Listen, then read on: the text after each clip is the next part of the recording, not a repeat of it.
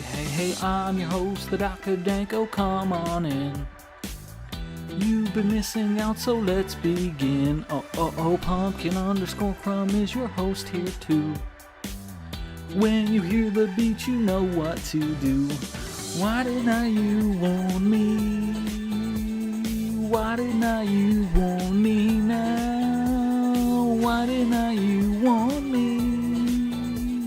Why didn't you warn me? Hey.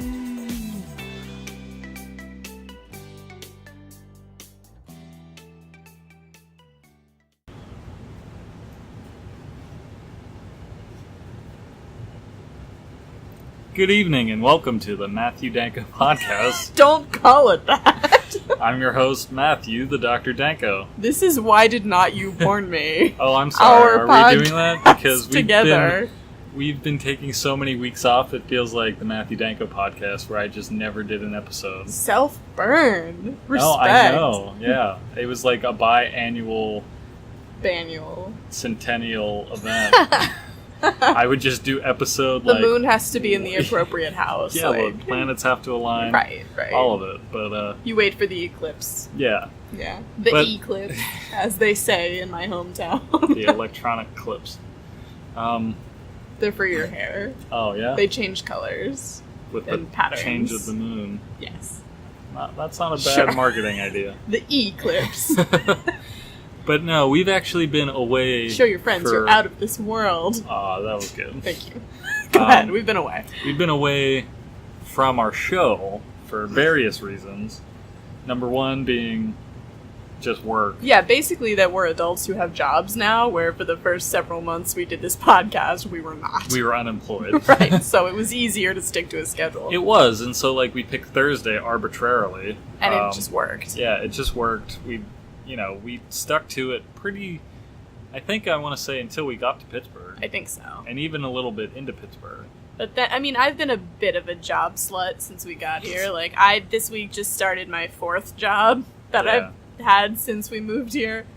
So my schedule keeps changing. Matt doesn't work steady hours every week. No, especially now that summer's kicked off, it's open every day, so the hours for me changes constantly. I am not working, or I am working until next Wednesday, so I'm basically working a week and a half between having days off, which is cool. I mean, it's that money. That's the whole that reason cash we're money. here.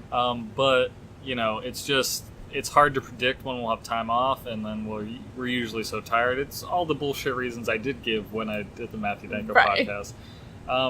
Because it's all valid, and what I didn't think about was, the podcasts I follow of Kevin Smith and all that.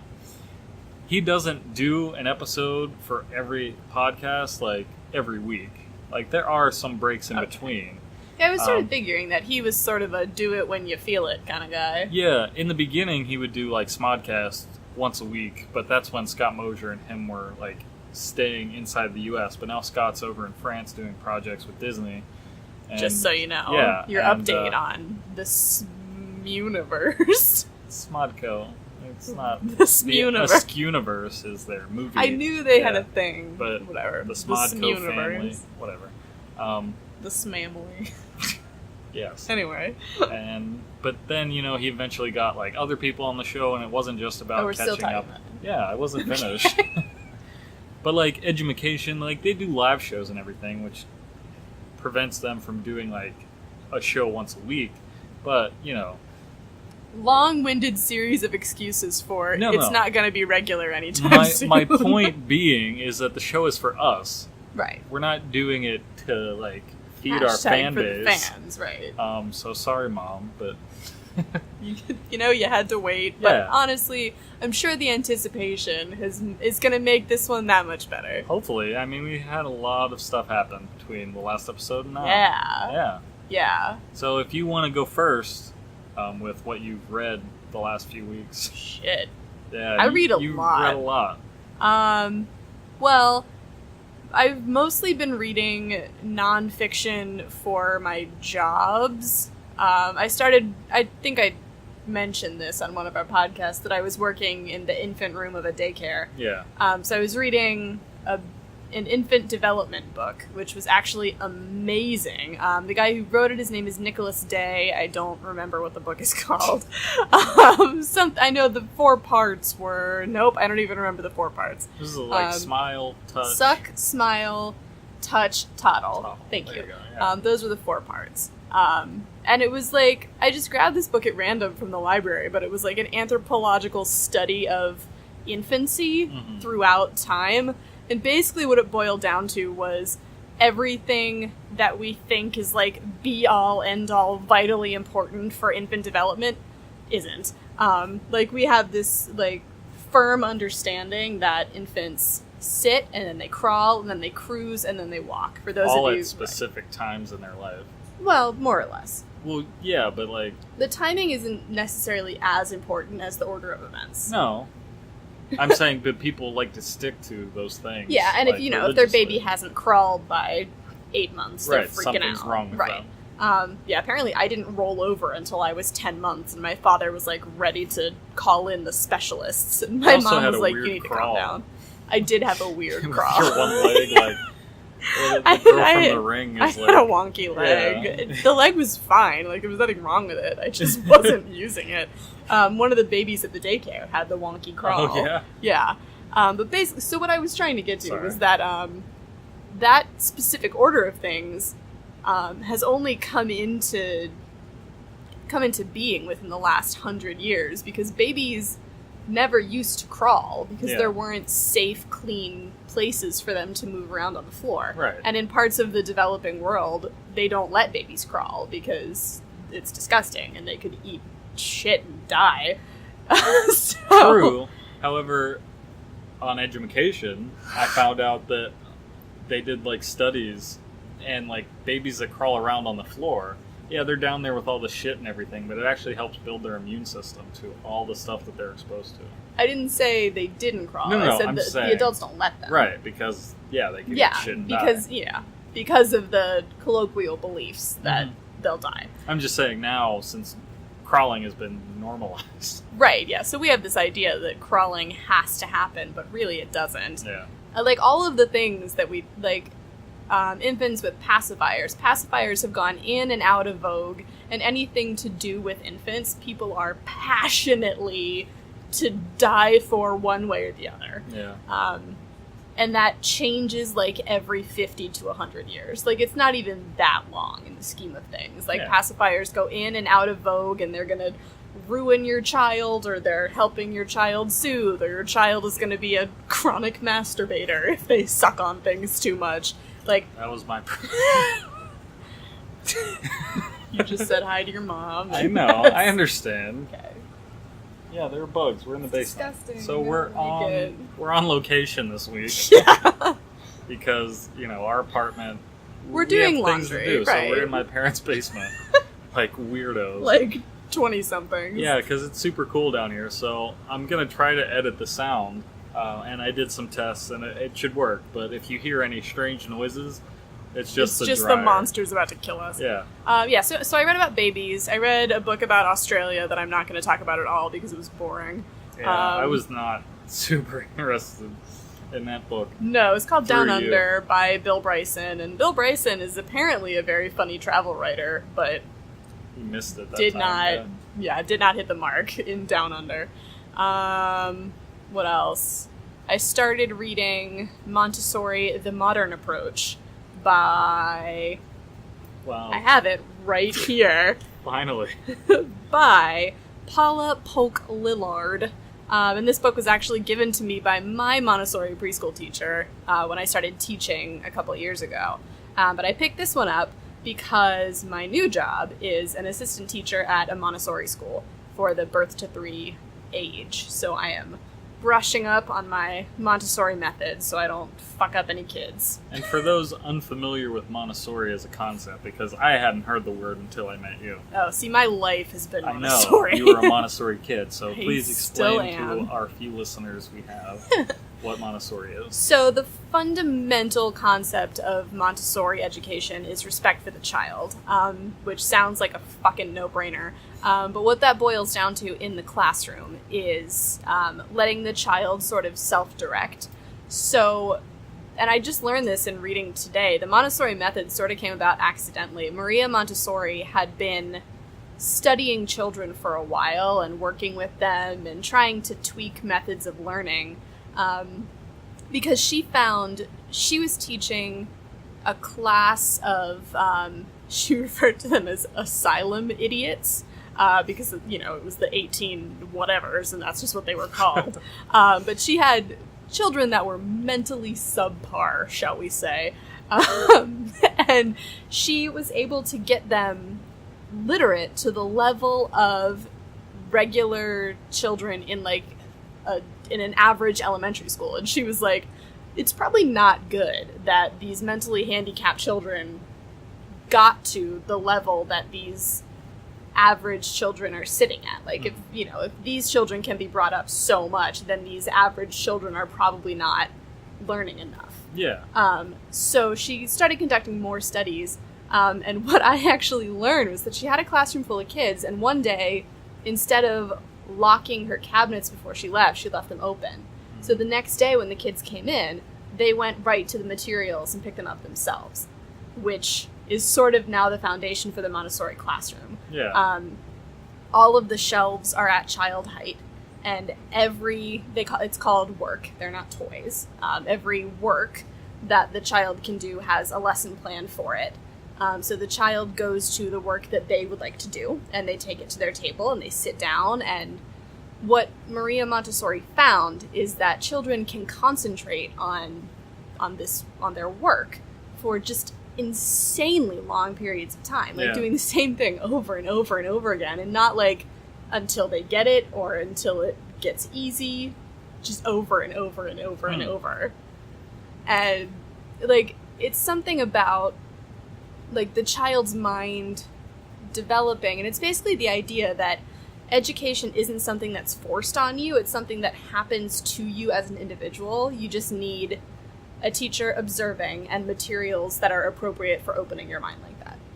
That's pretty dope. It is. It's a dope way of learning. It's so cool. Yeah. And it's about enjoying learning. Yeah. Not sitting kids down and forcing them to do certain things at certain times in certain ways, but seeing this kid really likes this subject. So, if the kid loves dinosaurs, then maybe I'll bring in some little dinosaur things and have him work on fine motor with things shaped like dinosaurs. Or kids learning how to read. If they love dinosaurs, have them write out the words for dinosaurs.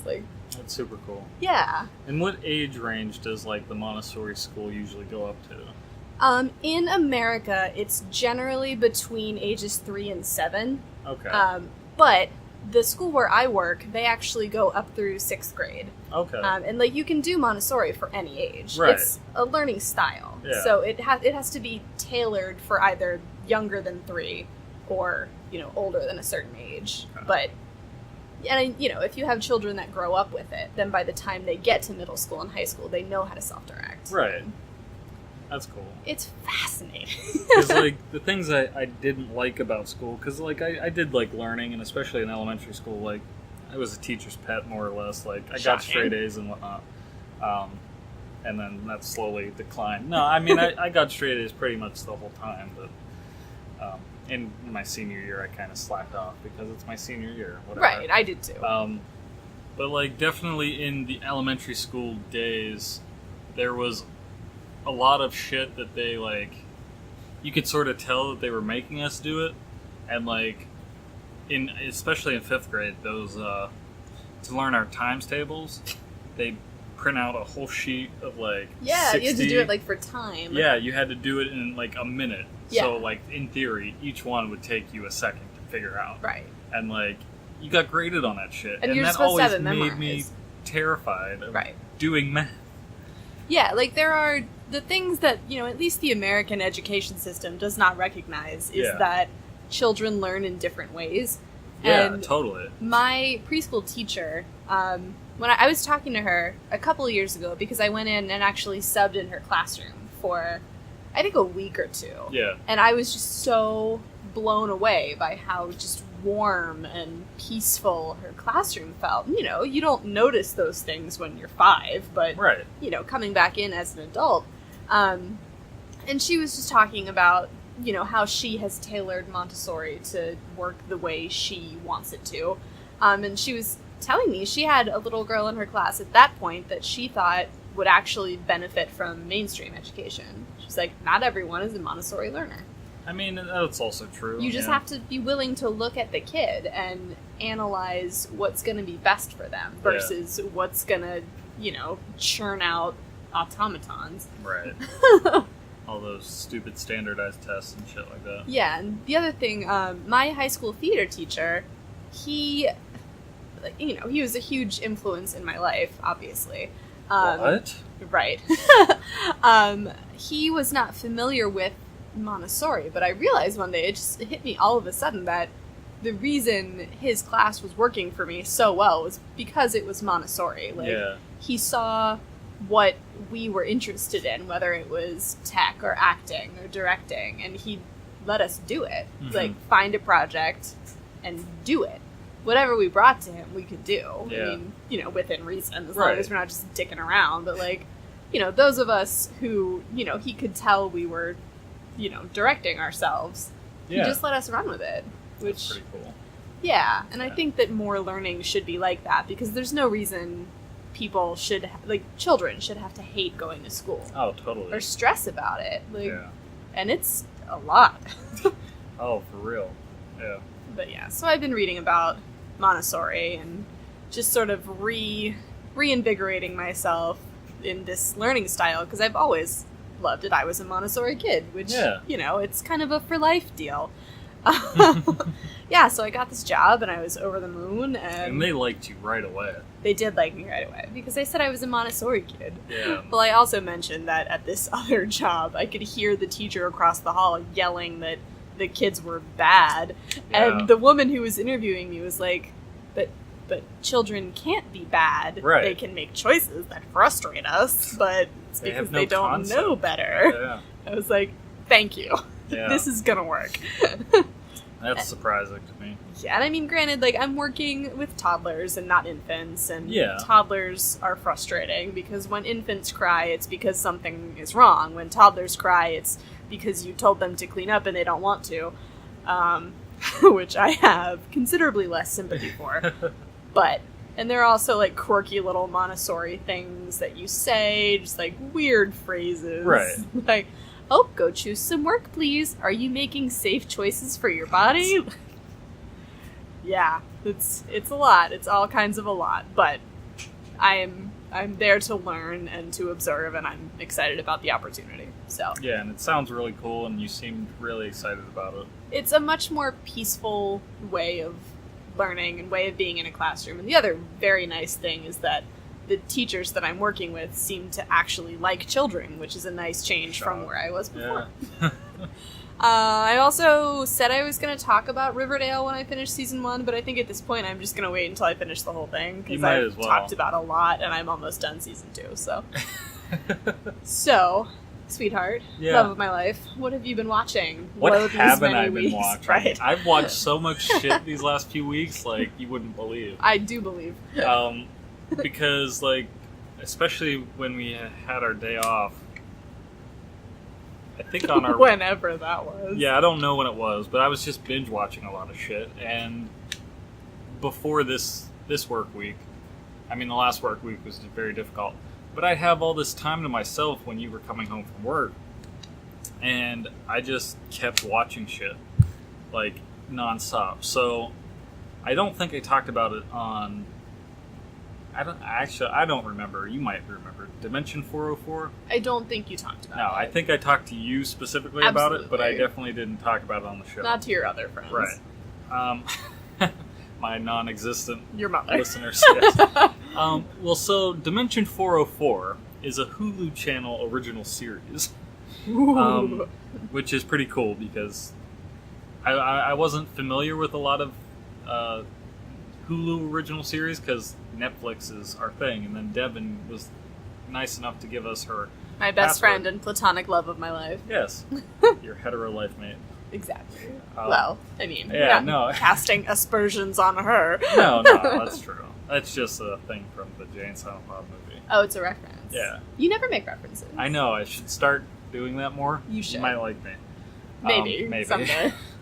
But so Dimension 404 is essentially a Twilight Zone anthology story where none of the stories themselves connect to one another, but there's a narrator very much in the vein of the Twilight Zone, or I can't remember the speech from the Twilight Zone right now, but it ends with, Me neither. "You're about to enter the Twilight Zone."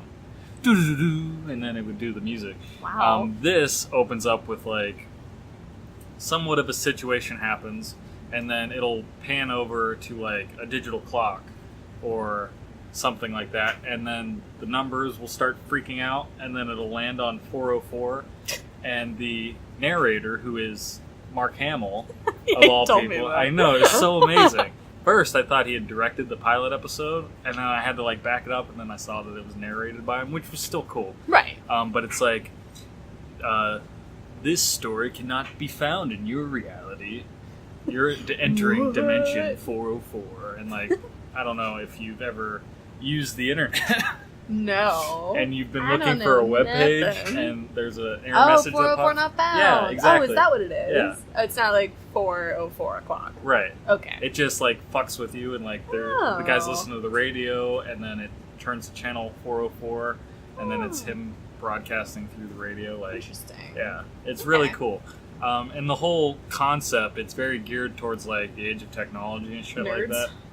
Definitely nerds. I mean, if Mark Hamill is involved. Not only is Mark cool Hamill kids. involved, but Patton Oswalt is the story, King of the the nerds. main character in the second episode. But, like, there's only 6 episodes, and I really hope it continues. I don't know when it started, but, like, the first episode had Lily White in it from Major Lily White. Major Lily White from iZombie.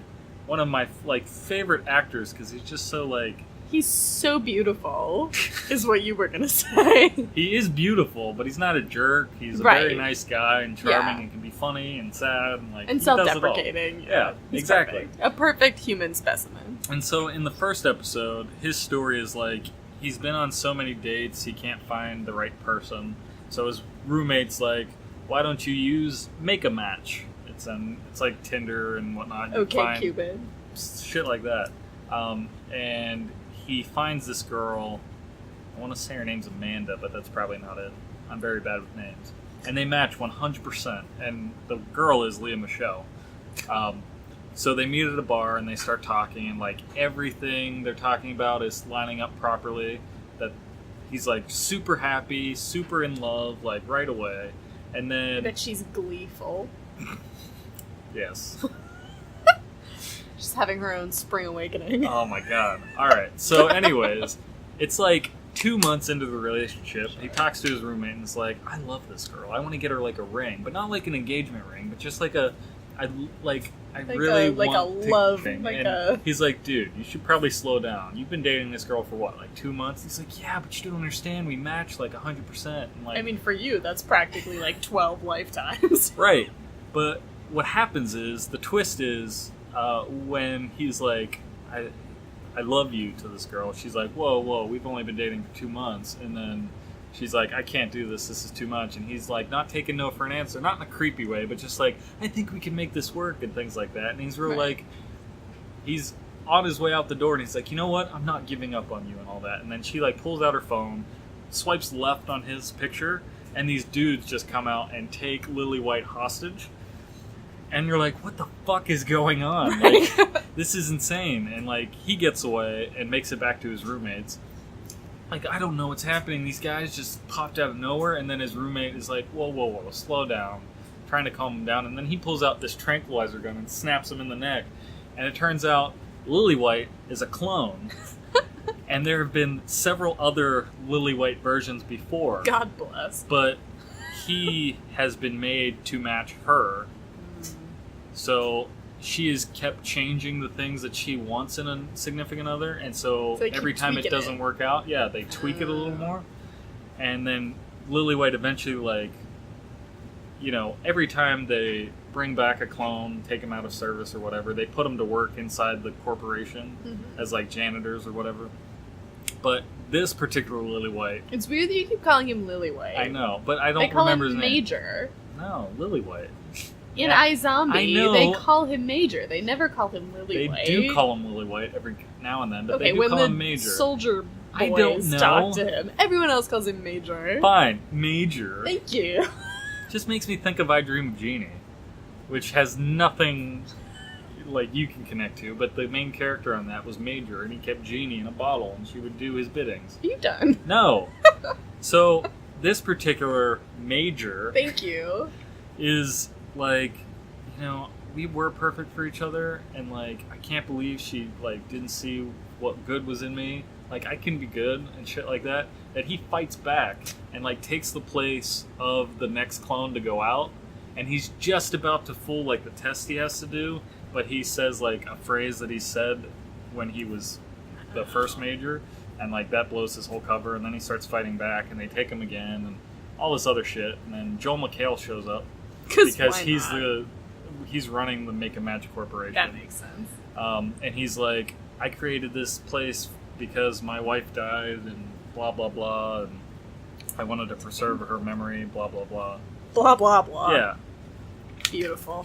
And so, like, basically at the end of the episode, Lily White, Major Lily White, Sure. comes up with this huge speech to all of the other clones that exist in the thing, and I love the monologue. Matt loves a good monologue. And they're like, you know what? We're not the problems. We have beautiful stuff inside all of us, and all. It's very much more eloquent than that. It's Leah Michelle who's the problem. She's the well, not like.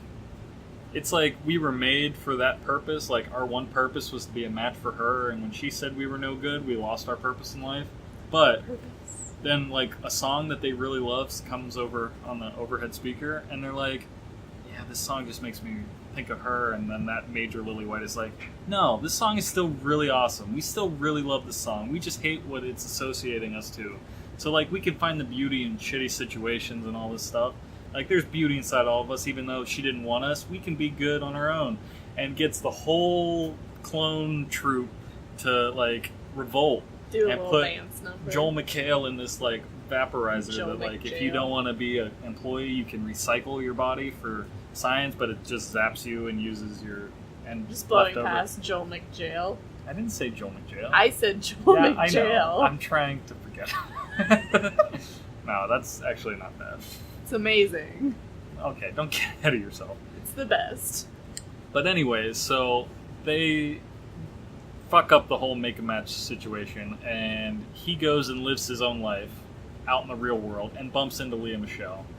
And she's like, oh, I'm sorry about how things ended and all this other stuff. Like a real breakup, and he's like, yeah, but I think this is better the way it is. And, like, after seeing his character develop throughout the episode, he, like, walks away with a smile on his face, like, fuck yeah. And it's just such a good episode, and it's the pilot, and I suggest you watch it because the other episodes, they're good.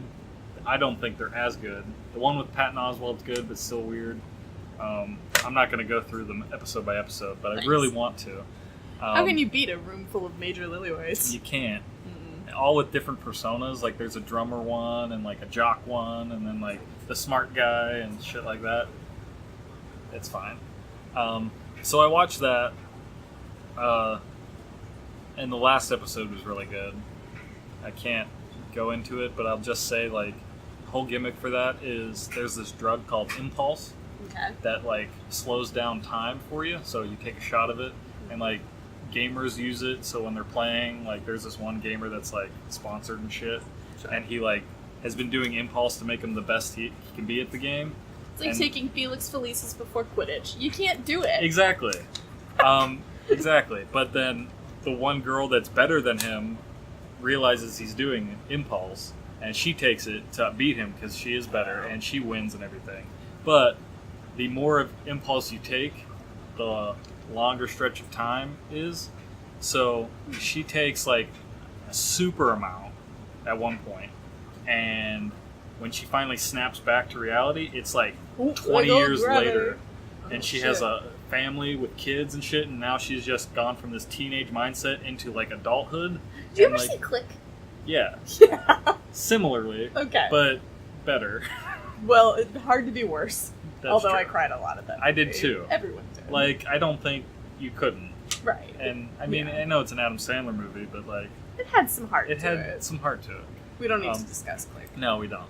It's been a while, but... It's been a while. So she snaps back to reality, and the whole world has gone to shit because Impulse has, like, flooded the market, and then there were a bunch of kids that, like, snapped back to reality, and that's why things went to hell, because they were going from, like, a teenage mind into an adult body, and, like, didn't know how the world works, so it's like a wasteland and everything. It basically becomes Fallout, which to bring the video game thing back into place, but she's, like, the sheriff of this wasteland town, and has to, like, figure things out, and sacrifices herself for her family, and it's a really emotional thing. But sorry, I won't go into you weren't going to talk about I wasn't, but it was just a cool but concept. Like, the it, Impulse so itself is, like, snapping back to reality. You've said that I know, 3 because times, I just and know every time you it say makes you want to say, oh, there goes gravity. I know. as long as you know. So that was Dimension 404. Moving forward, I also watched Key and Peele. I think I did talk about that on the last episode. Just no, it might have still been. It's been a long time. It's been a while. Oh, there goes gravity. I hate you. So Key and Peele. It's just like I have. You're gonna have to talk about Rick and Morty, aren't you? Yes, I'm gonna talk about Rick and Morty. The only reason you hate Rick and Morty is because of the fan base. Yeah. Yeah, but there are a lot of fan bases that are riots shitty. in McDonald's. Yeah. There are a lot of shitty sauce. Harry Potter fans, although it hasn't been reported, have probably done similar shit. Okay, but we haven't heard about it, so it didn't exist. It's just not true. Also, if we didn't hear about it, then it probably wasn't as bad, or else it involved people of color. Therefore, it didn't get reported. Right, so which one is worse? I still think it didn't happen. Okay. Look, I'm sure to the Harry extent... Potter's flawless, except for Deathly Hallows and J.K. Rowling herself. As a person, yes. Anyway, Key and Peele. Anyway, so It's Key all and Peele, nothing. It was a show that, like, I was like, I haven't watched this in a while. My mother, Key and Peele. Which was strange when you told me that. I mean, like, they're super funny, and they are smarter in their later stuff. The first few episodes were kind of, you know, just that it's like coming out of the age of, like, stereotypical. No. Doing just the fine. Age of stereotypical Don't comedy. Put your hand over my mouth. You're right. I'm sorry. You're selfish. Fine. So my mother particularly loves Obama's anger translator. that's the one that always makes me laugh. She loves that. You two should just talk. no, that's not what we're talking Never been about. true. It's just, it's funny because, you know, Barack Obama's such a chill dude. He's so charismatic Yeah. and calm and laid back. And the guy that does the impression does, like, a very spot-on impression of him. But then he's like, you know, I get angry just like everyone else. And all that stuff. But, like, to better express it to everyone, I have my... I can't remember I think it's Victor or something like that. Justin, I don't know, maybe. Victor or Justin or... Kenneth. You know. Kimberly. Whatever. We're going to go with Jordan. Just because they're Jordan and Peele, even though that's not his name. He just interprets everything Obama says. Is that what a translator does? Put away your Heisman arm. Anyway, so it's just good humor, and it's like a adult Kenan and Kel sort of thing, but not, you know, Kenan. The difference with Kenan and Kel was that it was a story over an episode. It wasn't just a bunch of skits and shit. But I'm a very big fan of skip. Scoop boop. Why did not you warn me? That's what I was doing. That was on purpose. Jazz. It's jazz. We both just did jazz hands. On an audio recording. So I'm Way just to go. a sketch comedy show I've always loved it. Like the that Mitchell and Webb look with the guys from Peep Show. That kind of style of comedy has always been one of my favorites. So I decided to watch that, and it held up pretty well. And they did that movie Keanu.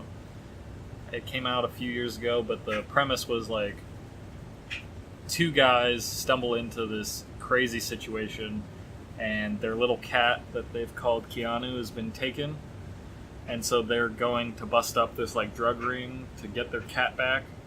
It's kind of like in John Wick, the movie with Keanu Reeves, where they shoot his dog and he just murders everyone. That's what you would do. Yeah, but fun fact, the little kitty, when it meows, that's actually kind of Keanu Reeves' voice that they got for that. But it's like just having Alan Tudyk be the chicken. Yes. Hey. I went to Juilliard. So go watch Moana if you haven't. Yes, I'm sure we've talked about it. We have souls. Right. We've talked about Moana. Anyway. So after Key and Peele and Dimension 404, I watched this show Deadbeat, which I had watched before. It's another Hulu original series starring Tyler Labine. For those of you who don't know, it's one half of the Tucker and Dale movie. So that's why that name sounds familiar. Alan Tudyk and Tyler Labine both play in Tucker and Dale. Not because I've seen that movie, right. But, you know. And he's also a friend on the show Reaper, which I keep suggesting for us to watch. It was a comedy that had 2 seasons on the CW, and Kevin Smith directed the pilot. Okay, that's why you watched it. No, that wasn't. That was before I got into Kevin Smith. Oh, shit. It just happened to be him. Wow. But I was going to tell the story of Reaper, but that's not what I was talking about. Thank you. The story of Deadbeat is that Tyler Bean's character, works at a newsstand in New York City, and he's kind of a slob and doesn't have his life together, but he's also a medium. He can talk to ghosts. I know what a medium is. I know, but, we get to see the ghosts that he talks to, and there's this other person that exists in his universe that can talk to ghosts, but she's a fraud and has made a killing on books and a television show pretending she can talk to ghosts. So he's always his whole thing is he wants to give back and help ghosts cross over. So he finds out what they need to cross over and helps them get there. It's a really good show. I don't know why he's laughing. Because you're making faces. I don't know how I else don't to do describe that. it. No, you do. So other than Deadbeat, there have been 2 other shows I watch. Rick and Morty is the next show. No, you can't do that because it's a knee-jerk negative reaction to adult men who cause riots in McDonald's over sauce packets. Right. I agree that that's fucked up. Okay. I'm not condoning that. I know. But just because I support the show doesn't mean I also support that. And it's sort of granted, I have not seen Fight Club, but I have read discourse surrounding Fight Club. Shocking. And it seems Rick and Morty seems to have a similar audience with a similar misinterpretation of the fucking point. More or less. I wouldn't say... So, I don't think Rick and Morty life lessons, like a lot of television shows do. Well, no, but I think it's people identifying with a character that they are not supposed to identify with. Yeah. I could see that, too. I mean, yeah, because I don't identify with Rick, the alcoholic scientist that, is too smart for his own good. Good. Yeah. Just because I know enough to know that he's not an appealing character from what you've told me. So for those who are unaware of Rick and Morty its premise is Doc and Marty from the Back to the Future franchise, and there was even a short film called Doc and Marty, and Marty was spelled MHARTI to avoid copyright and all that shit. But the characters are this old mad scientist comes up with crazy, wacky inventions, and his nephew, Morty, is his sidekick, basically, and they get into all kinds of shit. But it's a very smart show. In the pilot episode, though, I got really pissed off at the Rick character, who is this alcoholic, always has flasks and beer cans falling out of his spaceship. He would burp every sentence he would speak. And I thought that was going to stick like that the entire time. And I was just he's trying to spit something out, but he keeps burping through his speech, and I can't get past it. And so it was frustrating me beyond belief. And I had only seen 1 or 2 episodes before binge watching the 3 seasons. And I was just I really hope this isn't going to stay this way, because I'm not going to be able to stay in it for long. And I really want to, because of the fact that it is sort of based on Back to the Future, and he does have a portal gun, so he can go through dimensions and into other universes and shit like that, and time travel elements and multiple versions of themselves. All that shit really is appealing to me, and like I thought that was going to be my downfall, like just in the pilot episode. But the show itself, so the Szechuan sauce thing, comes from. There's an episode where he jumps to a different universe and goes to McDonald's and gets Szechuan sauce for his food, because in the 90s, and I might be getting some of these facts wrong, in the 90s they did a promotion for Mulan where they released Szechuan sauce. And Szechuan, thanks. But I think that's how they pronounce it in the show. Oh, okay. And I could be wrong. So. Yeah. And so he's like, all this shit happens in the episode, and then by the end of the episode, he starts freaking out. It's like, this has all been about the sauce, Morty. I need to have the sauce. Like, I don't care if it takes 9 seasons, Morty. I'm gonna have my Szechuan sauce and all that other shit. So it became like this running joke, like 9 seasons, and like McDonald's should have Szechuan sauce, like be available. And then like they had limited quantities of it, and then people started like rioting at McDonald's for it, and shit got nasty. It's like early 20s fuckboys. Yeah, like it was stupid, unimportant, and like, don't they make like other? I know Chick-fil-A has a Polynesian sauce. Okay, but that's I worked there. Yeah. No, it's different. Like they don't make that shit in like bottles and I stuff? have no idea. In like Asian markets, Probably, I would imagine. Yeah. I don't know. I'm sure you can fucking find a recipe. Like. Yeah, but no, it was just it was like a joke from, the show that got way out of hand. Yeah. And so I get the disdain for it. However, the show itself is pretty smart in its humor and pretty out there. And there are a lot of moments, similarly with BoJack Horseman, which I know you haven't watched. Well, we watched a couple episodes, and I just wasn't into it. Yeah, I mean, if you stick with it, though, like, there is a lot of dumb humor, but there's a lot of shit. But then there'll be these particular episodes where they just hit you really fucking hard with, like, this deep episode. And you're like, I thought I was watching this comedy. How did it get so fucked up and It was only deep? A kiss. How did it end up like this? And speaking of that, there's an episode of Rick and Morty I was telling you about where he... Like, this was a real fucked up episode. Morty was like, I'm always doing shit for you, Rick. Like, why don't you do anything for me? Like, I just want to go on a date with this girl, Jessica. So Rick, as he does, like, invents some shit real quick. Like, in the 2 minutes that he's talking to Morty about how life doesn't matter. And makes this love potion. And he gives it to Jessica, but the flu is going around, so it infects everyone on the planet. Long story short, everyone turns into these giant mutants. And Rick is like, hold on, give me a second, I'll fix this. And he goes through all these files and shit and puts on this headset. And it flashes to the garage where they were working. And he's like, I'm glad you fixed that, Rick. That was really smart of you. And he's like, yeah, no, I know. I'm a smart guy and all this other shit. And then all of a sudden he's like, just hand me that screwdriver and I promise we'll do more things like that for you. And he like is fiddling around with this machine and he goes to turn the screw and then it just explodes and Rick and Morty die. And then this portal opens up and then the Rick and Morty from the episode that we've watched come through it and they're like, alright Morty, we're in a new universe and I had to jump to one where we were going to die and like basically their plan is to replace the Rick and Morty in that universe and just settle back into their lives like nothing happened and the whole planet's fixed and everything's fine. But they've still left that planet of mutants behind and, like, the family he left behind. And, like, they have to bury their own bodies. And Morty's, like, 10 or 11 years old. And he has to bury his own body in the backyard and then go into his house and see his family members that aren't really his family members but are acting like his family members. And he just has this fucked out look on his eyes, all I can describe it as. And there's this sad music playing and he's just, like... He can't speak or do anything, and he's just like, I have to pretend nothing happened.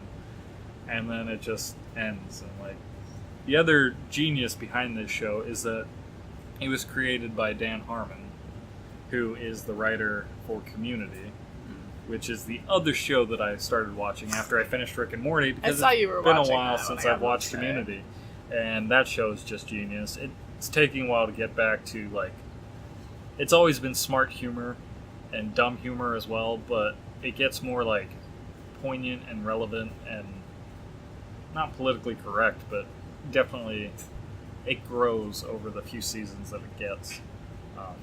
So those are the shows I've been watching. I'm sure I watched some movies in there, but I can't remember any of them. So it's been a long time. It has been a long time. I know there are movies we're going to see. Yeah, we have a whole list. Like we have to see Jurassic World 2, Ocean's 8, Incredibles 2. Yeah. Heart Beats Loud? Is that what that one's Loud. called? With Nick Offerman. Or Hearts Beat Loud, but I think it's Heart Beats Loud. Something like that. It's a father and daughter movie about them making music It's like together. guaranteed to make us cry, but it's Nick Offerman, so. And there's some thinking about it. We watched a lot more of Buffy. Yes. Which I'm digging more as we go on. There's also Queer Eye and Good Omens. I did want to talk about Good Omens, even though we didn't finish it. Right, and I will have to be very careful about what I say and what I don't say, because I've read this book like 14 million times. Yeah, so this is our next audiobook after we finish the Potter series. She kept telling me, like, I really need you to read Good Omens. And, like, I did start to. We were in Utah at the time, and I think either time got away from me or it just felt very daunting. And I mean, it's not a large book, but you did say as we were getting into listening to it, it is kind of all over the place. Oh, its totally. Structure. I did not understand where we were in time. I got there eventually, but its structure is a bit all over the place. So, Good Omens is a collaboration project by Neil Gaiman and the late Terry Pratchett. And if you've read books by both of those men, Neil Gaiman tends to be very dark, very gritty, very heavy, scary, whereas Terry Pratchett is like off in the fantasy clouds, and I had a very hard time with Terry Pratchett just because it's a little bit too out there for me. Neil Gaiman, I have read and loved some of his stuff, but some of it is way too scary for me. I'm most familiar with Neil Gaiman through the comic books like Arkham Asylum, House or even on a Batman Serious is too fucking dark. Yeah, like that particular book, it's fucked up. That's very Neil Gaiman. Is that Neil Gaiman? I don't know. Now I'm thinking that might not be Neil Gaiman. That might be Grant Morrison. I know Neil Gaiman has done so many Batman books, but I get them confused. He's also written a Doctor Who episode. He did direct a Doctor Who episode. That was pretty fucked up for a Doctor Who episode, because they land on this, like, they're in, like, a bubble universe outside of the universe, so the TARDIS isn't working and the whole planet is alive, and then it fucks with you. That's the episode where the TARDIS gets a human form. Oh, yeah, I remember. Which is a cool concept, but... Yeah, so, very different ends of the fantasy spectrum, these two men, but Good Omens hits this just perfect spot in the middle. And it is the story of the apocalypse. And the main characters-ish are this demon, Crowley, and this angel, Aziraphale. And they are sort of charged with, or Crowley is charged with making sure that the Antichrist ends up in the right place and bringing about Armageddon so that heaven and hell can fight to the death. You know, as you do. Right. And, you know, with all that in mind, this is one of the funniest books I have ever read. It really is. It's genius in how it's written, and it's so British. It's absolutely British. Like, think about having tea with the Queen in, I don't know, some sort of old castle while it's raining in London, and it's more British than that. I mean, yes. I would say it is more British than that. It's just the most British things I could think of. And so since we're listening to it on audiobook, the reader is very British as well. We call them narrators. Thanks. Yeah, the narrator is quite British. Not a spectacular narrator. No, because he's not like he's not Jim Dale. He's not Jim Dale. We've been spoiled with Jim Dale. But it's just... Sorry, I'm trying to do a few things here. Okay. One of the problems that we're having with the narrator is a significant chunk of this book. We spend time with Adam, who is the 11-year-old Antichrist. And the voice that this narrator does for Adam, he sounds like a grizzled old man. Yeah, he's supposed to be a kid. Yeah, he's supposed to be a young child. or kid, as you said. You know, the I mean, same I thing. thought so. Yeah, and he just doesn't sound. None of the 4 kids sound young. The reason I had a particular interest in getting Matt to listen to Good Omens sooner rather than later is because there is going to be a miniseries, a BBC-created miniseries, but I think it's going to be on Amazon Video or whatever Amazon streaming is called. I think it's Prime Video. Okay. And David Tennant is going to be the demon. Which, other than, like, you telling me to read the book, was my first, like, intro to what Good Omens was. So I'm super looking forward to watching David Tennant act, because, I mean, not only is he Doctor Who, but he's just a fantastic actor. Yeah, and, like, reading or listening to this stuff, it's so easy to picture David Tennant doing these things. Like, a lot of the time I was like, that's a David Tennant thing. Like, just in the way, not only in the way that it's written, but the way you can see him acting it. Like, I really hope we get to see David Tennant intimidating his houseplants. Yes. He's very good at that. So, are you still busy? So first of all, yeah, it was Grant Morrison that did Arkham Asylum. Still fucked up. And we don't have to do any Ejima corrections. Yes, thank you for learning. I mean, I know Neil welcome. Gaiman did the Sandman series. Yeah. And he wrote American Gods, if that's you know, enough of a point. Not for you, but you know, for our fans. I just can't find the books that he's done on Batman, because I know he's done them. I want to ask you what you've been liking about Good Omens, but if you're still busy, then I'll keep monologuing about what I like about it. No, I can go. This doesn't matter. But, you know, Neil Gaiman, just as a writer in general, he can have pretty dark themes and fucked up storylines. Yeah. American Gods is not a walk in the park. Within, like, the first 3 chapters, you know what? Your mother listens to this. I don't need to say what happens in the first 3 chapters of American Gods. It is not PG-13. I think it's probably beyond R. It's too much. X. Okay, I don't know. I know. I don't watch television or movies. I know. It's not great. It makes me uncomfortable to think about. I found out that one of my English teachers had read this book, and then I realized that he had read that scene, and I was squirmy and uncomfortable. Yeah. I assume you're talking about the car scene? The hotel room. Oh, yeah, that's the other one. That's weird. Okay, now I remember, because you described to me that scene. And then we watched it, and it was not. It was anticlimactic.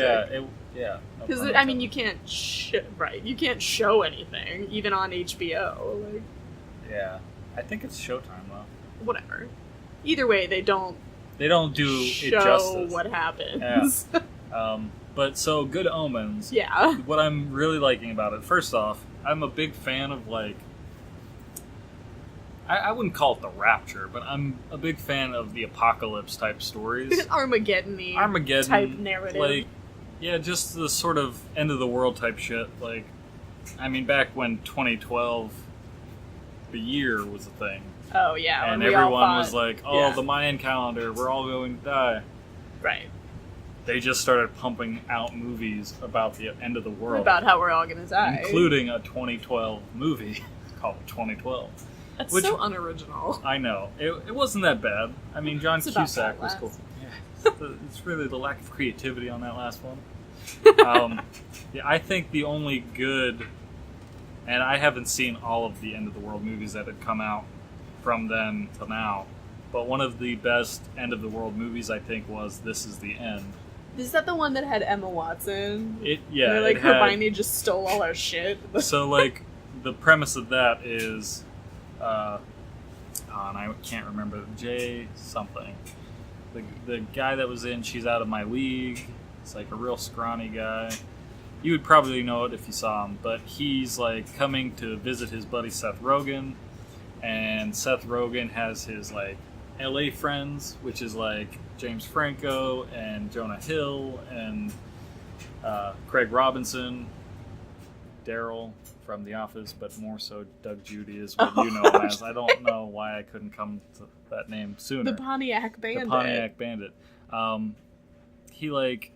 So Jay doesn't want to hang out with all of them. He just wants to visit Seth and all that. How important is this recap to what we're talking about? It's important. Okay. So the whole movie takes place in LA with all these celebrities at this house party. Right. And then the end of the world just starts happening. People get sucked up into heaven, and other people are left to fall there. Is that movie worth watching? I think it is. Would I like it? I don't know. Okay. There is some, like, stupid humor in it. But, like, Emma Watson, I don't know why she didn't go to heaven. But, yeah. She's stuck on the planet and is, like, trying to survive and comes into their house to, like, survive. And they're Steals like, all we their have drinks. water and everything like that. And then they get into this whole conversation that, like, we're not, like, I just want to put it out there, like, she's the only woman. Nobody's allowed to touch her and things like that. Like, they're trying to be like, you know, she's a person. We have to respect her and all that. But she only hears, like, the bad part of it. And she freaks out and she gets an axe and is like, I'm stealing all your shit, and leaves with all their water and everything. And right. Hermione just stole all our shit. And yeah, I saw that part in the It's a really good movie, and trailers. Craig Robinson's good in it, obviously. He's good at everything. I know. He's the Pontiac Bandit. Right. And, I mean, the spoilers, because I don't think you'll ever watch it. Really, the best part of now that I won't. is, like, they realize that they can still do good things to get into heaven. Like, making self-sacrifices and things like that. Okay. So, like, there is still a solution. And they make it, the two, Seth Rogen and Jay, make it to heaven. Craig Robinson makes it to heaven because he sacrificed himself to save everyone else.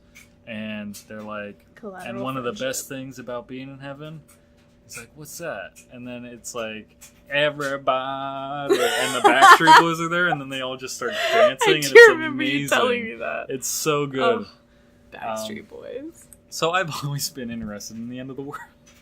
Super relevant. It is. So in Good Omens, you have the end of the world scenario, which I already love, and then you have the British take on it, which is just so whimsical and hilarious, because it's like you have the demons, I guess you would call them. Depends on what you're talking about. So Crowley and demons. So their goal is to get the Antichrist to bring about Armageddon. And they're, I mean, pretty nonchalant about it. They're also pretty not good at it. Yeah, no. Nobody's particularly good at it. I don't think Crowley really cares. I think he Crowley likes the life that he is. half-assing Armageddon. Yeah. But it's just the way that they go about it. And then you have the introduction of the Four Horsemen of the Apocalypse, which is the apocalyptic horse persons. Yes. As they are labeled. And they're described as bikers. Yeah. So they're in like a biker bar or something like that. Yeah. Well, the cool thing about the introduction of the horse persons is that there keep being these asides about people who were very purposefully not given their names, and Matt kept asking me like, should I know? And I was like, just keep paying attention. And like, you put it together, I think, before I did the first time. Yeah. But yeah, like, and they don't really outright say. Well, I put it together when we get, it sounds like examine. Yeah. And I was like, that's gotta be famine. Like yeah. So who's the woman? Right. Well, that's the one that took me the longest time, unfortunately, because I was like, short name. Yeah. Oh yeah, war. Yeah. But. No, you got it at pestilence and pollution. That's when before that, I was thinking, like, examine. It's gotta be famine, but I don't want to say that in case it's stupid. Oh, okay. And then when, they're like, I can't remember what they say. The clue is, like, it ends in shun or something like that. There's a P and then a smudge and then letters that might be ents or might be ushin. Okay. I've read this book a lot. There you go. Yeah, so I was like, okay, now I get it. So it's pollution. Yeah. I don't think they've told you what happened to pestilence yet. No, they did. Yeah, he retired at some point muttering about penicillin. Yeah. And then there's an introduction to these other... Are they bikers? Oh, the ones that take on their own names? Yeah. Which I just think is genius. That happen to be in the bar where the four horse persons of the apocalypse were gathering. And they're like, we want in too, we want to basically. Go too. And they come up with names. I wish I could remember any of their names. Things not working properly even after you've given them a good thumping. Really cool people. Yes. No alcohol lager. Exactly. Oh, just genius things. Very British things. And one of the Ansophones. Yeah. And one of the things I've always loved about British humor that, like, when my dad introduced me to, like, Blackadder and Red Dwarf and all those British shows is anytime they're making a joke, it's always like a simile or a metaphor that they're describing this particular situation, and then they just go off the rails with their description of it. Yeah. And Yeah. Douglas Adams, I think, is particularly famed for doing that. No, Lemony Snicket is the one Yeah. that does some weird shit. Yeah. You know, it's like a meatball rolling down a hill covered in sandpaper or something. Yeah. Oh, And- like that. But, like, you get what it means because of how You ridiculous just and know descriptive it is. intrinsically. Yeah. Yeah. And I love that kind of style of comedy, and this book has all of it in one, and it's so good. Funny. I really wished we could finish the book on the trip, but the timing just didn't work out. We have like 4 hours left. Yeah. Which, at the rate things are picking up, I keep thinking, like, how can there possibly be 4 hours left? But there's a lot. Yeah. Because we're on the last day of the world. Yeah, yeah. So it takes place over... So there's the prologue, which Yeah. is the Garden of Eden, and then there's 11 years ago, which is the introduction of the Voldemort infant killing Antichrist. Harry Potter's parents. Right. And then there's 11 years later When he gets where his we Hogwarts where we letter. start with like Wednesday Yeah. and then Thursday, and they just count down the days Yeah. until the end of the world. It's so genius. I'm so glad it exists, and I'm excited to see the show because I really hope. And it's BBC. I would It's imagine. BBC. So far, the British, book's more British than amazing. that. Yeah, because one of the things that I was thinking about was how are they going to preserve the Britishness of this if it's an American studio? Because Right. that is like 78% of what makes Good Omens perfect, is how British it is. And it really has to be, because I don't think... I mean, I know, like, American Gods, it takes place in America. Yeah. And I mean, Neil that's basically the Gaiman show. is American, I'm Yeah, pretty no. sure. He might be British. I don't know. But, like, that show has a very American feel to it. Yeah, I mean, it's... The show, yeah. because I haven't read the book. It is intrinsically, like, Yeah. middle America. Yeah. Just in setting and in some of the ways the characters interact with one another. Yeah, but Good Omens is so British. And yeah, it would be very much like trying to do a Doctor Who in the United States. Which they tried and it didn't work, right?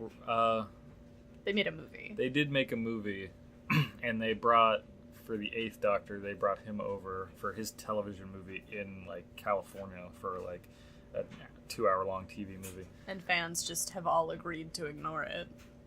I mean, yeah, most fans do. I like it, because I like everything. You're right, you're not very critical. But, like, a very few things have been adapted from British to American. Like, The Office took off when it was a British show. Yes.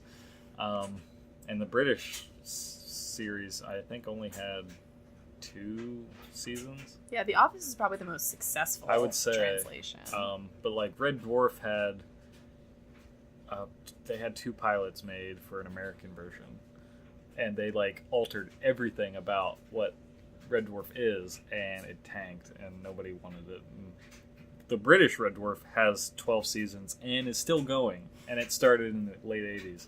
So, like, there's a long-running history of Americanized shit not going well. And I don't think you could do that with Good Omens at all. And it too much doesn't sound like of its core is... Yeah. And, like, there are footnotes throughout the book, and where they explain things for, quote, Americans and other aliens, which is funny. But yeah, the cast looks incredible. A very strong, mostly British cast. From what I remember reading. Yeah, but, I mean, the BBC is the one controlling it. Neil Gaiman is going to be on the project. Terry Pratchett died just a couple of years ago. So, obviously, he will not be a part of it. Right, but if they just stick to the book pretty...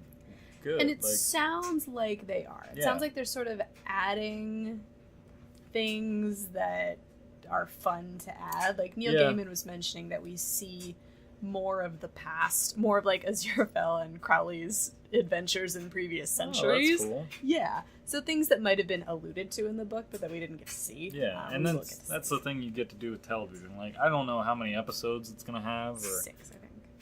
Oh, that makes sense. Yeah, the British talk about that. Yeah. Yeah, it's just a miniseries. Yeah, I would imagine they're going to be hour-long episodes or more. Yeah. I want to say the Sherlock episodes. They were like 90 minutes. Yeah, they were like, I want to say like an hour and a half.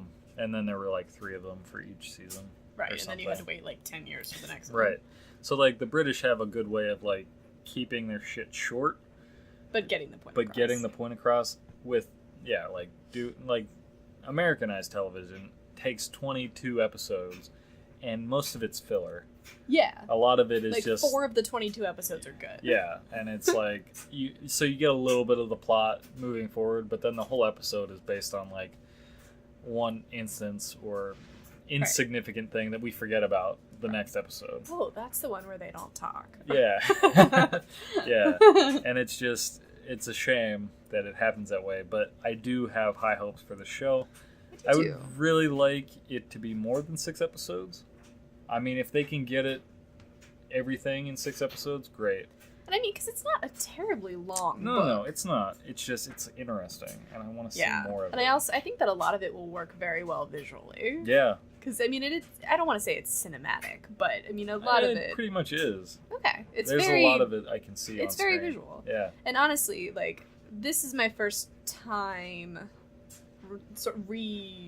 I don't want to say rereading, because we didn't re-listening.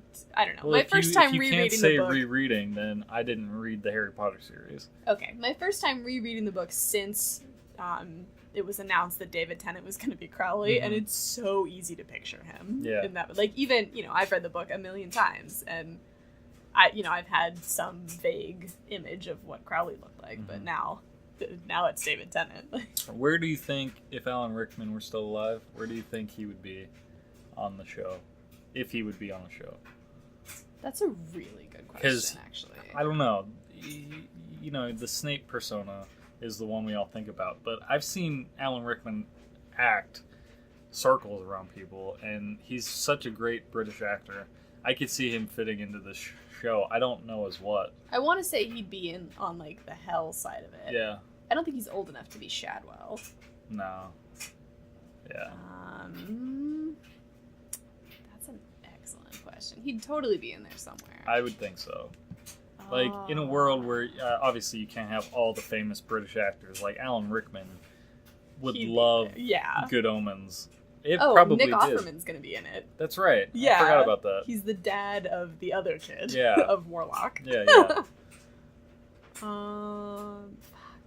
If you can't come up with it, we can... it's a thinker. Yeah. I don't know. I've been curious about it, because, Oh, maybe it's like the Metatron. Oh. That's easy to say. He was the Metatron in Dogma. Oh, really? Yeah, that was his role. I have seen Dogma, I know. but I didn't internalize it. But anyway. Okay. Yeah. Anytime I watch a Kevin Smith movie, I'm just overwhelmed by anxiety because you like it so much. I mean, but we only not just that you like it, but that it's so important to you. You watched most of Dogma on your own. Yes, because I did because of the anxiety. I didn't want you to know. No, we watched Chasing Amy together. Did not go well. No. Haven't tried another one. But, like, Jay and Silent Bob's stupid. Okay, I don't think you would... But I'm curious. So, like... yeah. Clerks... Clerks... I would love you to watch because that's, his first film. Right. But there's a lot of it I don't think you would enjoy. Okay. But then Clerks 2, it kind of does the same thing, but adds to it. Like... And again, it's seeing those characters as he saw himself in his 30s. Clerks 3 will just never get, so. Any other notes on Good Omens? I'm excited to finish it. I don't really know how it'll end. Yeah, you with asked an me end-of-the-world type book. Yeah, if the ending was worth it. If the ending, killed it. I asked because I think at that point, there was a lot in the story that I was having trouble coming to terms with or grasping onto. And I just wanted to know if this journey was going to be worth it. Absolutely. And you don't often suggest things that aren't worth it. Right. And the deeper we got into the book, the more I came to like it. Well, and you went with, like, for example, I wouldn't want to pour my heart and soul into a 7-book series only to have, like, the last one be a complete letdown. Just like, for example. For example, off the top of my head, I don't wow. think authors out there would just completely Screw the bastardize pooch. their entire Make love to the pooch. franchise and, bring in new elements that don't matter on At the top last of minute, an already intricate story. For example. And sort of retcon your grandfather character into being a douchebag. Good Omens does not make love to the pooch in the last 4 hours. Well, that's good. I'm glad. Yeah, so... I just can't be burned again. I know, honey. This one won't. This is a healing balm for the soul. Yeah, no, it's excellent. It's so good. And it has very much I mentioned this before, a very Hitchhiker's Guide. That's why I mentioned style Douglas Adams. Yeah, yeah. I can never remember the dude's name because I think of the Hitchhiker's Guide movie, which has Martin Freeman, the guy who played Everett Ross and Watson in the Sherlock series. Oh, okay. And Zooey Deschanel randomly. Weird. Sam Rockwell, who you don't know, but he's a fantastic side actor. And then Alan Rickman plays the voice of the manic depressed robot that's like, what's the point of everything? All I remember about Hitchhiker's Guide is always bring your towel, and 42 is the answer to life, the universe, and everything. And that the dolphins left and said, so long, thanks for all the fish. Yes, that's a lot of it. You just hit on 3 big points. I know. The movie itself opens up with this whole song that the dolphins are singing. So long, and thanks for all the fish. Yeah, because It's that was amazing. really popular when it came out. And I was like, I didn't like the book, so I'm not going to go see the movie. The movie was really good, and it's way easier to sit through than reading the book. I like reading books. No, I know that, but visually interesting. Yeah, I had the same problem with Hitchhiker's Guide that I have with Terry Pratchett's stuff. It's way too out there. Yeah, for me. but that's why if you have a Neil Gaiman to balance that out, exactly, it makes it a little easier to bear. It just lands in this perfect spot between the two. Yeah. So we have to finish Good Omens, and then we'll have a little wrap up on that. But I wanted to ask if you had any new thoughts on Buffy, because we've also started interspersing Angel episodes as they relate to the plot. I really love Angel. Which blows my mind because nobody loves Angel. Yeah, but I love everything. And the thing I love most about passively Angel like it. Yeah, no, you're so into it. It's because it's Batman. Angel stands on rooftops in his fucking dark cloak in and his broods. trench coat, his black trench coat, and ridiculous. anytime he jumps from a higher leveled roof to a lower level roof or turns a corner, he flips his trench coat like it's a bat cape. Or people are talking to him and they turn around and he's not gone. there. Yeah. It's amazing. Oh, and Angel on Buffy, so dramatic, and makes her dramatic. The two of them together, they're just awful. And I think top. They belong together, but they're not going to end up together, unfortunately. Well, he's in LA, she's in Sunnydale, she's with Riley, he's with sad. Cordelia. The rejects of the Buffy show end up on one show together. Yeah. But then Spike comes in and apparently makes everything good again. For one season and then the last over. season. Thank God. He got 4 seasons out of Angel? 5. Yeah, that's amazing. It's there are very few shows that can get that much longevity out of being a spin-off. Yeah. A spin-off with characters that nobody liked the first time. Yeah, I can think of there's a few Doctor Who spin-off shows, Torchwood. Yeah, I think is the most famous, probably. Probably, and then the Sarah Jane Adventures, with that school reunion episode with actually Giles is in it, where he meets Sarah Jane. Yeah, I remember you freaking out about that. Yeah, because she passed away. She takes the dog. Yeah. K9. But she got her own spin-off show with her and her son and the dog. And what else do you need? And apparently there's another one called Class or something, but Doctor Who has a lot of spin-offs, but still, they only go for 2 seasons. Spin-offs don't usually get that kind of mileage. And I mean, Buffy, we were talking about this, wondering sort of what kind of popularity it had as it was airing. Because in its, at this point, it has become very much a cult classic, which makes it kind of hard to believe, because it's the longest running thing that Joss Whedon has done to date. Yeah. It got 7 seasons. 7 seasons and, a lucrative spin-off. Yeah. And I would say, apart from, the Hyena episode and 1 or 2 others, the episodes are pretty solid all the way through. Even with the Monster of the Week, you get into that format and you're like, that's cool. Yeah, it doesn't feel like Supernatural, which is still going on. I want to say this is their last season, but I don't know. Hopefully. And, they're Monster of the Week, too, but They stopped being Monster of the Week a while ago. Yeah, somewhere along the line they stopped that I format. made it as far as season 8, and it had long since given up on Monster of the Week. Okay, but Buffy stays with that format while interspersing plot points. Yeah, within the Monster of the Yeah, Week. so like you set up the plot for that season, and they're still doing Monster of the Week while giving sometimes they'll give parts of the plot, but it doesn't feel shoehorned in really. Yeah, and they also, like, we were talking before about how, like, American, like, TV seasons, you sort of get, like, 22 episodes where a bunch of them are filler, but, like, the cool thing about the filler episodes on Buffy is, like, they reference them every so often. Yeah. Like, they'll say, you know, as long as it's not hyenas, or, Yeah, you know, yeah. Xander, that time you dated a giant praying mantis. Right, like, just callbacks to that shit, where it's like, Yeah, it's they not remember forgotten. it, and it's not just like, oh, we don't talk about that episode. Right, where- it wasn't pointless. Yeah. It happened. Yeah. No, I really dig Buffy. I'm glad Faith is gone for the time being. For most of the rest of the run. She's becoming good though, right?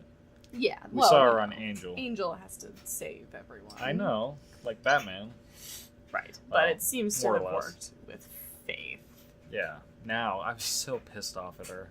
I So know much you to the are. point where if I met her in real life, I would just not be able. I would be mad. I would yell at her. I'd be like, you shouldn't do that to Buffy. She was just trying to be your friend. I was really glad we had watched Dollhouse first. Yeah, because he totally. wouldn't have been able to stand Eliza Dushku. No, it would have been hard to watch Jane Silent Bob Strike Back again Which because says she's a a lot. big character in that movie. She's the villain, but it's not like It's as not shitty. Like Faith. Yeah, Faith is like fundamentally shitty. She's shitty to herself, to the people she cares about but doesn't care about. Like And every you kept- choice she makes. You kept asking me, like, does she get what's coming to her? Yeah. I was like, yeah. But she just makes it so much worse first. Right. I mean, you know, because for a while she's in a coma, which is great. Yeah. But then, of course, the thing why TV series put them in a coma rather than kill them Yeah. is so they can come back. I know. So she comes Same back way they and- leave town and Right. So you can bring Fucks them back. everything up for a while. Yeah. And then Faith ends up on Angel in LA.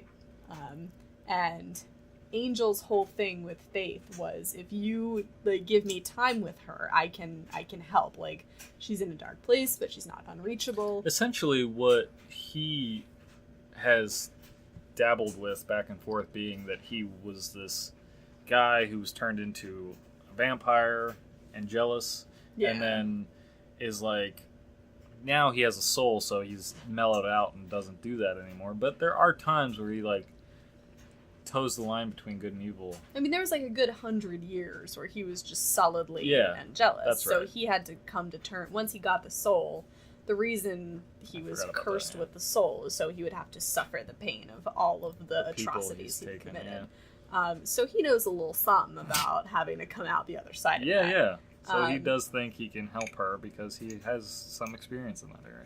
And he really starts doing that enough to, like, the final time we see Faith, she has turned herself in and is in jail. Yeah. At which point you were almost to the point of being okay with her.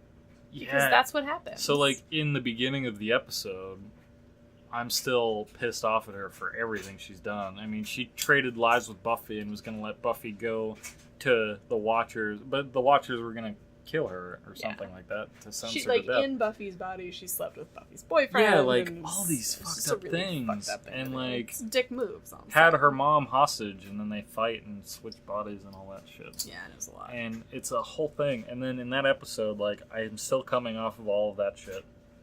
And then I think Faith is slowly coming around.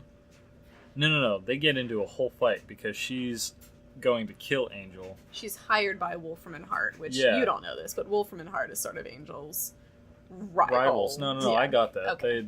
They like, get demons They are off. bad dudes. Yeah. Which sound dirtier than I meant it, but... I heard it. I don't know why I'd say it. Yeah.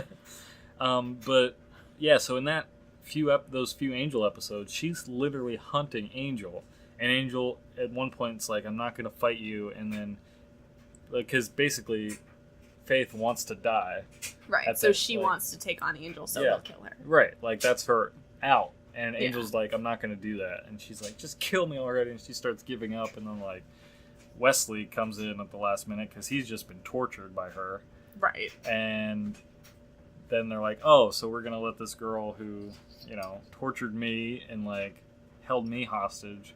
We're just gonna let her go. She's a house guest now. Yeah, we're giving her donuts and shit like that. And I was like, yeah, what the fuck, man. Like, right, you were right there. Like, kill her. Be done with it. Yeah, just let it go. Like, this is the reason that Batman should kill the Joker, is because, like... so then we have to deal with shit like this anymore, yeah. And then, like, in the same episode, I don't know how it was written and why it worked, but it does. And then you start being like, okay. You start seeing that she genuinely feels remorse. And she doesn't know how to handle it. Because for her entire life, she's been just barricaded behind this facade of you can't hurt me. Right. So I'm the Slayer. I am cool. in charge. Bye. Killed. Yeah, exactly. But that we start seeing that break apart, and we start seeing more of a human rather than just a right. And she Slayer. just has no idea how to handle it, and that it's very genuine. Like for all his flaws as a human being and a writer, Joss Whedon can fucking write a redemption arc. Yeah, he can. Because you hated I did. To the point of hating the actress personally. I know.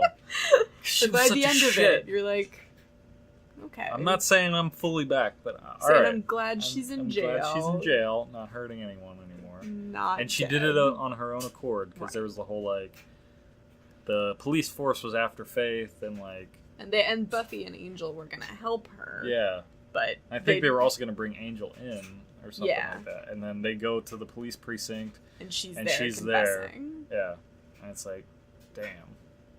Yeah. It's like a 180. 360 would bring me all the way back to hating her again. Yeah. Yeah. No, so Buffy's it was nuts. dope. And Angel is Batman. And that's why nobody likes the show. Excuse me, it had 5 seasons. I have no idea how or why. Yeah, I don't either. Well, I mean, probably... I love it for its cheesiness. I understand how it kept running while Buffy was still running, because there are episodes that are, like... cohesive to the story, the plot. Yeah, you have to watch them in order.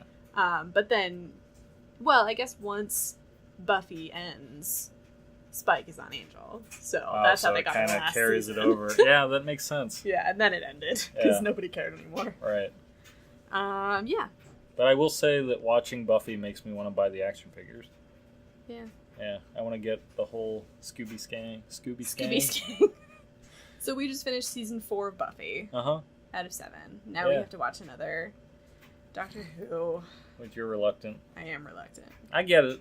I know, but I said I would, so I will. The first episode we get to watch back into it now is the one with Donna, which is a good episode, I think. Donna who forgets everything. Why do you gotta do that? And then we get a whole season with Martha. Right. She's decent. It's really when we get to Donna being the full companion, and then Clara. As we say. I mean, Clara Clayton is the woman in Back to the Future 3 that Doc falls in love with. Focus, honey. I'm focused. Time is not a strict progression between cause and effect. Some people think it's a straight line. Madness actually takes it. When you look at it from a non-linear, non-subjective point of view, it's more like a big ball of wibbly-wobbly, timey-wimey I'm about stuff. to lose control. I remember doing a time warp. Anyway, we're gonna get sued. Probably. So the only thing we've been watching is Queer Eye, but it's sort of more of the same. It's perfect. It's Go watch awesome. And they're branching out to they're not contestants. They're subjects. I don't know what you call them. They're I guess subjects. Yeah. Yeah, but there was a woman. There was a woman in the first episode. She was amazing. We love Miss Tammy. Then there was a trans guy. I guess that's really it. Yeah, the last dude was just a pathological liar. Right. It's Middle Eastern. Yeah. Which Tan was very excited about. How long do you want this to keep going? Because I could talk about things. I was gonna say we could either go to 30 or we could end it.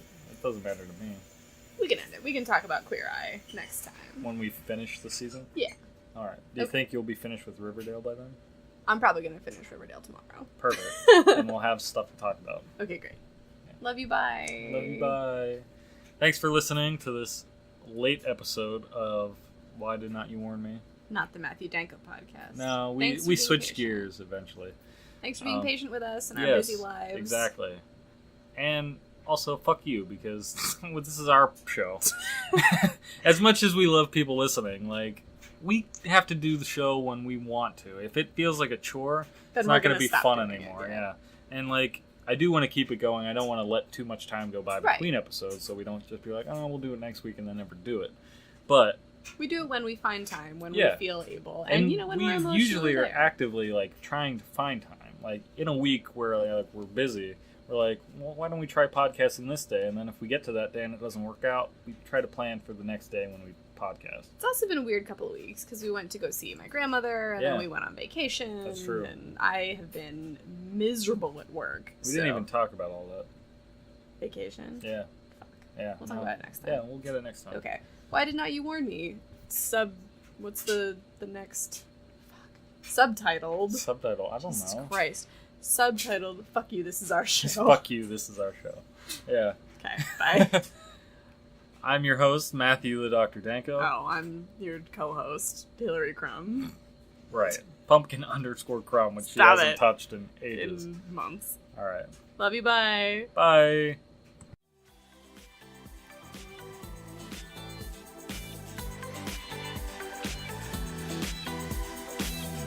Once the show ends, please don't shed those tears.